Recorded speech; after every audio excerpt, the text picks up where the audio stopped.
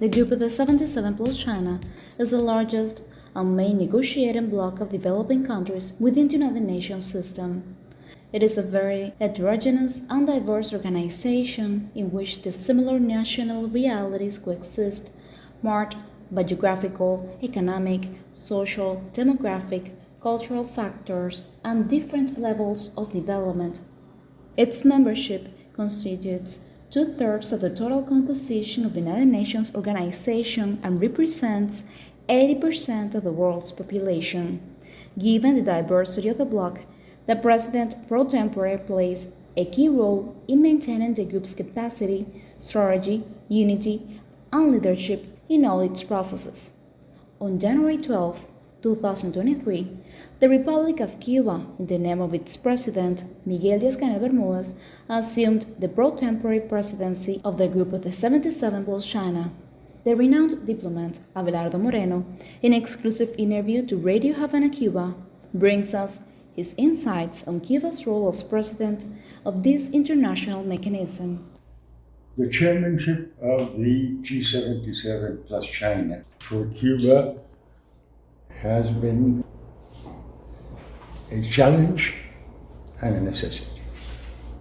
It has been a challenge because precisely of what I have frequently said of the different political and ideological positions existing in the group and the purpose that Cuba followed during its chairmanship of trying to unite all those different countries, all those different positions with the aim of fostering a common objective.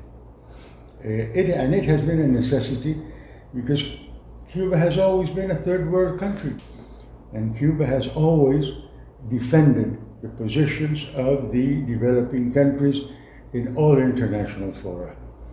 So for us, it was already a necessity to chair the group of 77.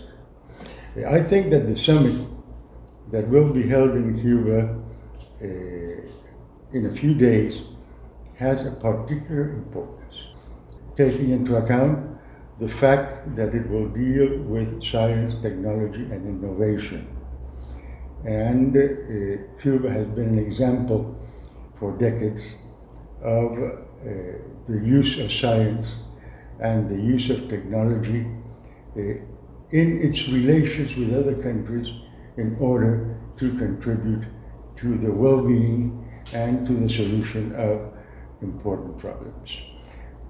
I think that the most recent example has been the Cuban vaccines, several vaccines against COVID-19, in which not only Cuba benefited from those developments in the field of science, but also other countries, because that has always been the position of Cuba, the fostering of cooperation between developing countries in order to mutually face our challenges and our difficulties.